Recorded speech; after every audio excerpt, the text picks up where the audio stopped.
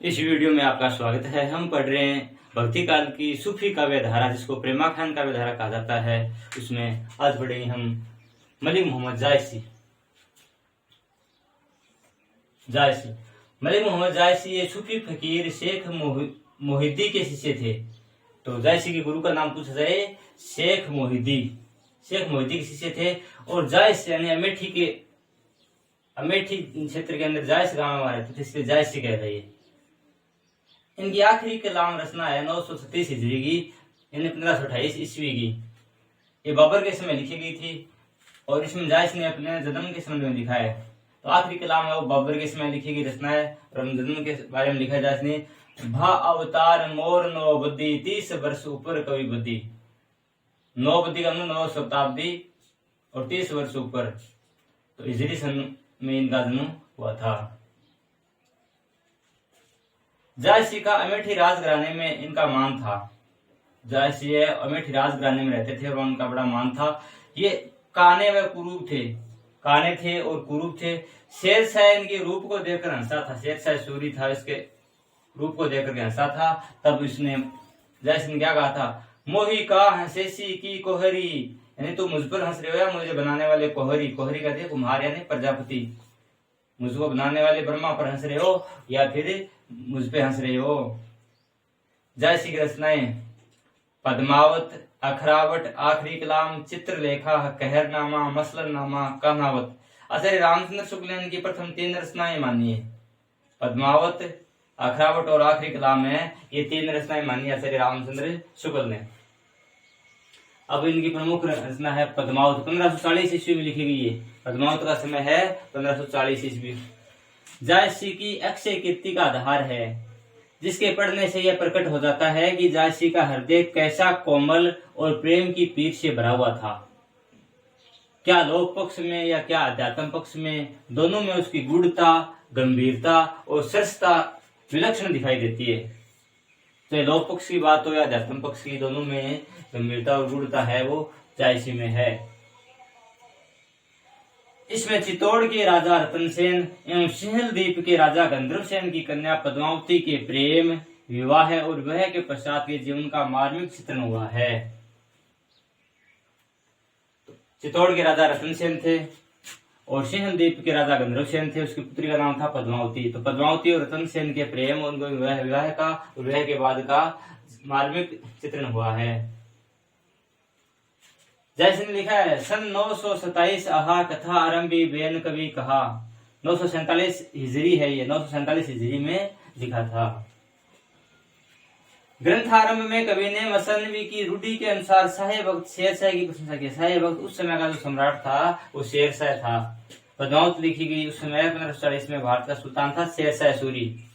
तो शेरशाह की प्रशंसा की है। शेरशाह दिल्ली सुल्तानू चारों खंड तपे जस भानु, सूर्य की तरह चारों दिशाओं में तपता है, उसका प्रभाव है।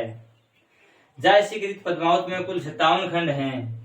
जायसी ने जो पद्मावत लिखा है उसमें कुल 57 खंड हैं और उनका प्रिय अलंकार उत्प्रेक्षा है। सबसे ज्यादा उत्प्रेक्षा अलंकार का इनका इस पद्मावत में प्रयोग किया गया है। तो प्रिय अलंकार हो गया उत्प्रेक्षा और कुल 57 खंड है।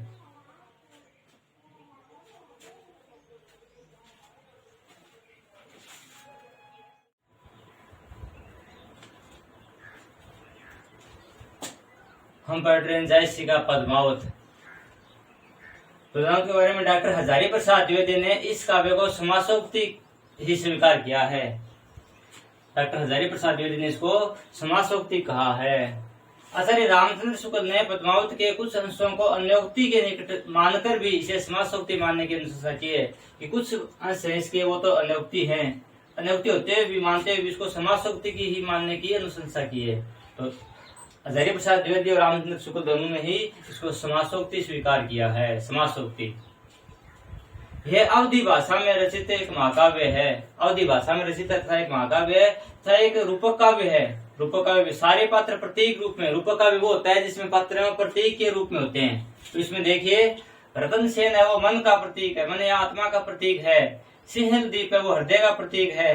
पद्मावती है वो सात्विक बुद्धि या परमात्मा का प्रतीक है। ये रामन तोता है वो गुरु का प्रतीक है। नागमती है वो दुनिया धंधा यानी सांसारिक बुद्धि का प्रतीक है।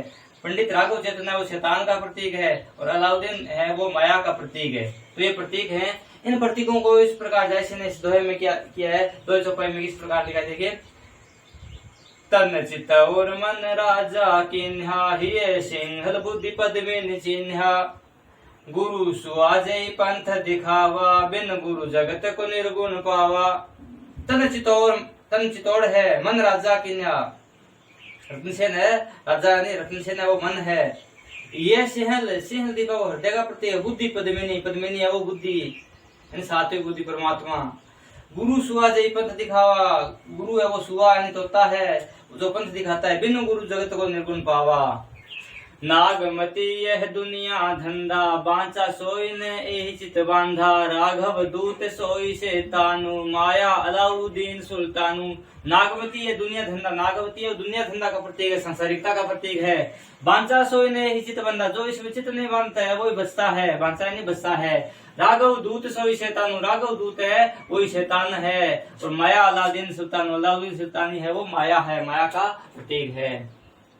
परमात्मा को प्राप्त करने में जो बाधक तत्व होता है वो माया होता है। वैसे ही रतन सिंह के लिए पद्मावती को प्राप्त करने में अलाउद्दीन बाधक है। पद्मावती में अलंकारों का सुंदर प्रयोग किया गया है। जब पद्मिनी है या पद्मावती है वो स्नान करने के लिए तालाब में जाती है तो उसका सुंदर चित्रण किया गया है। सरवर तीर पद्मनी आई खोपा छोरी केस मुख लाई। शशिमुख अंग मले गिरिवासा नागिन झांपिल ने चहु पासा। ओ नई घटा पर जग छाहा शशि के सरनल ने जनुराहा। भूली चकोर देठी मुख लावा मेघ घटा मह चंद दिखावा। तो किस तरह वर्णन किया गया सुंदर, देखिए उत्प्रेक्षा और उपमा का शानदार वर्णन है। सरवर तीर पद्मिनी आई, पद्मिनी वो सरवर के किनारे आ जाती है। खोंपा छोरी केस मुकलाई, अपने बाल केस हैं उनको खोल लेती है, केसों में जो जुड़े वगैरह लगा रखा है उसको खोल लेती है। शशि मुख अंग मलय गिरिवासा, शशि मुख है, शशि मुख उपमा अलंकार, उसका मुख है वो चंद्रमा के समान है। अंग मलय गिरिवासा, और प्रत्येक अंग में मलयगिरी की खुशबू आ रही है। मलयगिरी यानी चंदन की खुशबू आ रही है। नागिन झांपे लेने चौपासा, और नागिन है वो चारों ओर से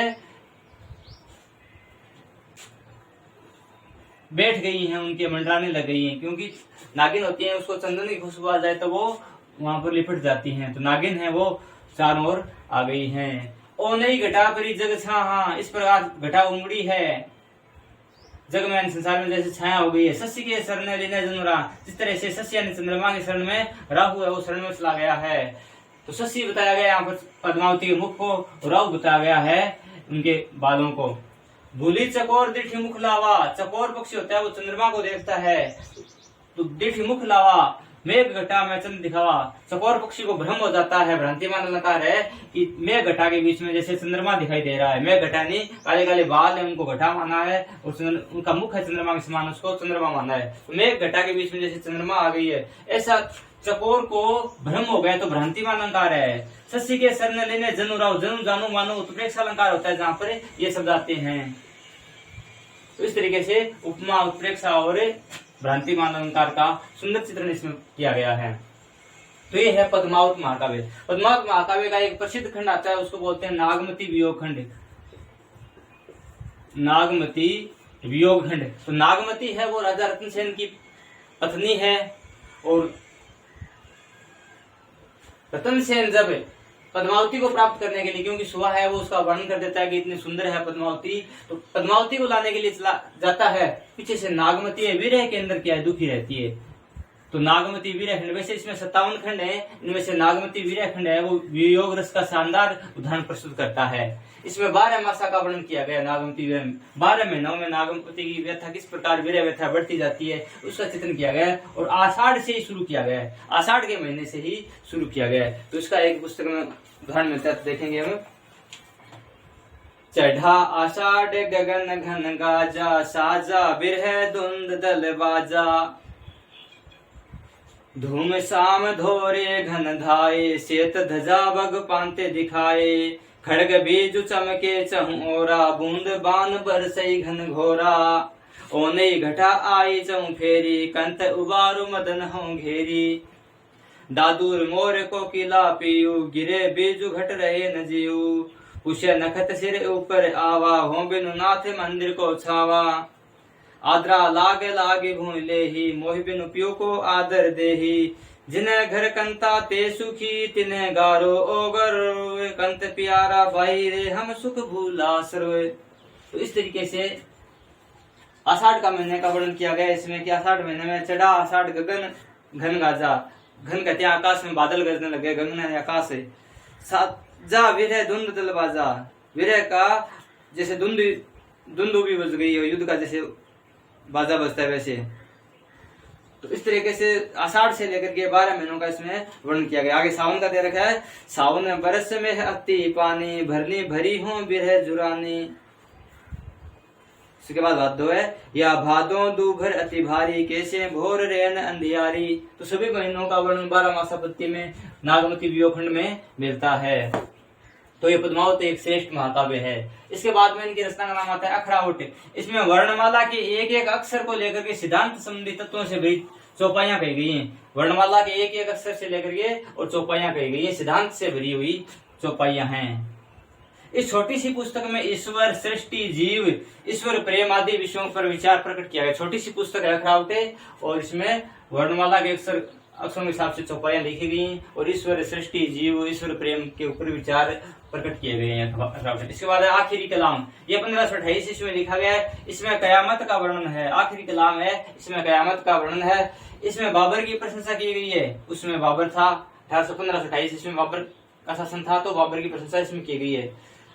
अब जायसी के बारे में आचार्य रामचंद्र शुक्ल ने क्या कहा, देखिए आचार्य रामचंद्र शुक्ल, हिंदू हृदय और मुसलमान हृदय आमने सामने करके अजनबीपन मिटाने वालों में इन्हीं का नाम लेना पड़ेगा, नहीं जायसी का नाम लेना पड़ेगा, जिसने हिंदू और मुसलमानों में अजनबीपन मिटाने का काम किया है।